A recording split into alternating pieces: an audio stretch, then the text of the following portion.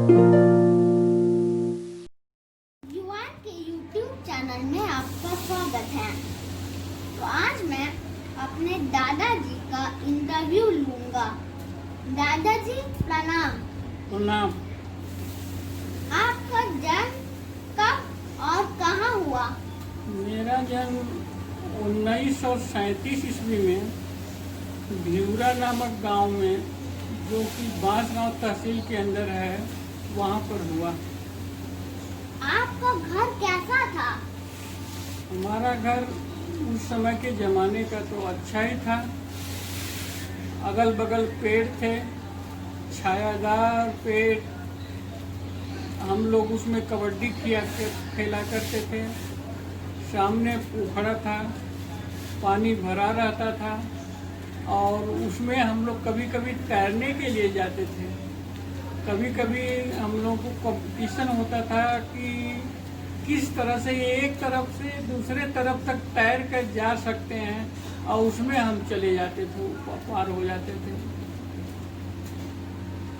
बड़ा आनंद आता था बच्चों के साथ। आपके ज़माने में आप एक जगह से दूसरी जगह कैसे जाया करते थे? हम लोग विद्यालय उस समय साइकिल का कोई ज़्यादा प्रचलन नहीं था, बस नहीं था, और हम विद्यालय हमारा 4 किलोमीटर था। वहाँ पर हम पैदल जाया करते थे और तमाम विद्यार्थी हम लोग पैदल जाते थे। आधा किलोमीटर दूर रहते थे तभी विद्यालय की घंटी सुनाई देती थी। दौड़ते थे और दौड़ते हुए हम लोग विद्यालय जाते थे और अपनी हाजिरी देते थे। बड़ा आनंद आता था, अच्छा लगता था।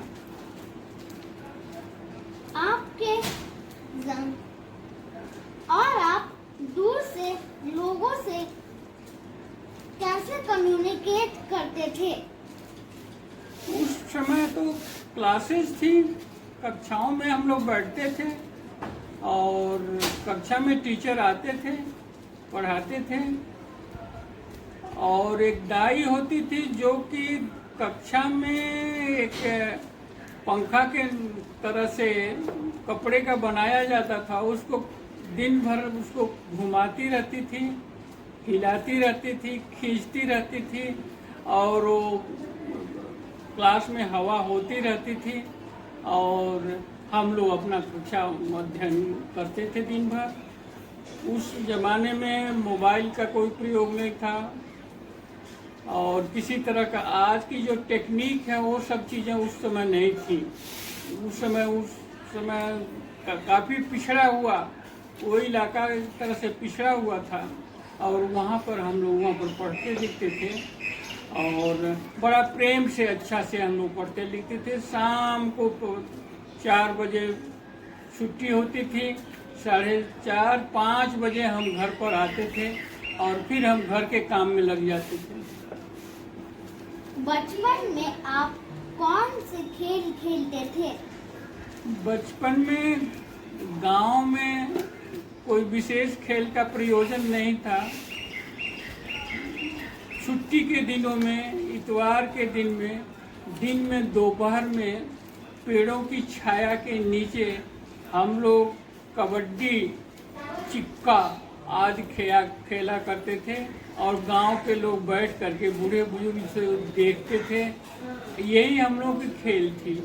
या विशेष समय पर कभी कभार कबड्डी वगैरह का भी प्रयोग होता था। जैसे नागपंचमी का त्यौहार आता था, उस समय कबड्डी, कुश्ती भी बड़ा मज़ा आता था। कुश्ती होती थी, अच्छे अच्छे पहलवान लोग उसके लिए तैयार होते थे और उस दिन कुश्ती होती थी और उस दिन जो लोग जीतते थे उनको इनाम दिया जाता था। ये नाग पंचमी का त्यौहार बहुत पहले से लोग मनाते थे, तैयारी करते थे और बड़े आनंद के साथ उसमें जो है भाग लेते थे। आप मुझे मणिपुर की मजेदार किस्से बताएं। आप मुझे मणिपुर की मजेदार किस्से सुनाए। मणिपुर बड़ी अच्छी जगह थी, अच्छी जगह है। मैं मणिपुर में 41 साल तक रहा हूँ और मणिपुर के बारे में कुछ जानकारी है। मणिपुर में सफाई और सफाई के पसंद हो लोग। कोई भी फंक्शन होगा, कोई भी त्योहार होगा, कोई भी लोग बाहर से आएंगे तो एक ड्रेस में एक प्रकार से धोती और कुर्ता में सब लोग पेश आएंगे। कोई धनी कोई गरीब ऐसा मालूम नहीं होता था।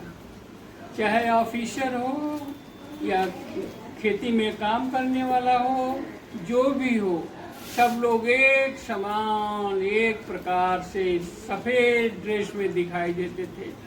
और कभी कभार कहीं श्राद्ध में और जो चीज़ें होती थी, पीला कपड़ा, कुछ पवित्र कपड़ा जिसे मानते हैं, उसमें सब लोग ड्रेस में आएंगे। यानी बहुत ही सुंदर साफ सफाई। नेहरू जी ने एक बार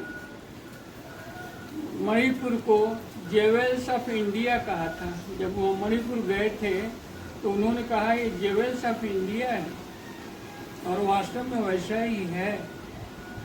वहाँ गरीब तो कोई दिखाई देता नहीं, भिखमंगा तो कोई नहीं दिखाई देता है, कोई भीख नहीं मांगता है। सब लोग देखने में साफ सुथरे हर प्रकार से वो करके आते हैं और सब एक तरह से खुशहाल नजर आते हैं ऊपर से देखने में। अंदर में जो भी हो, फिर भी घर पर इनके जाते हैं तो साफ सुथरा मकान छप्पर का ही होगा, लेकिन साफ सुथरा होगा, लीपा हुआ होगा, और सामने एक तुलसी का पेड़ अवश्य होगा। और तुलसी की पेड़ की का उसके दाहिने तरफ से होकर के जाना गुजरना पड़ता है। एक सिस्टम है जिसका पालन वो लोग करते हैं, और उनके घरों को देखकर बड़ा आनंद आता है, अच्छा लगता है। आप मुझे जीवन की एक सीख दीजिए जिससे मेरा जीवन सफल हो। आप अपने जीवन में सफल होना चाहते हैं तो आपको लगन होनी चाहिए, सच्चाई होनी चाहिए, आपको परिश्रम करना है। लगन, सच्चाई और परिश्रम से व्यक्ति आगे बढ़ सकता है, और ये जो है उसके जीवन में लाना बहुत जरूरी है। Thank you. अगर आपको ये वीडियो अच्छा लगा तो हमारे चैनल को सब्सक्राइब कीजिए और बेल आइकन दबाइए।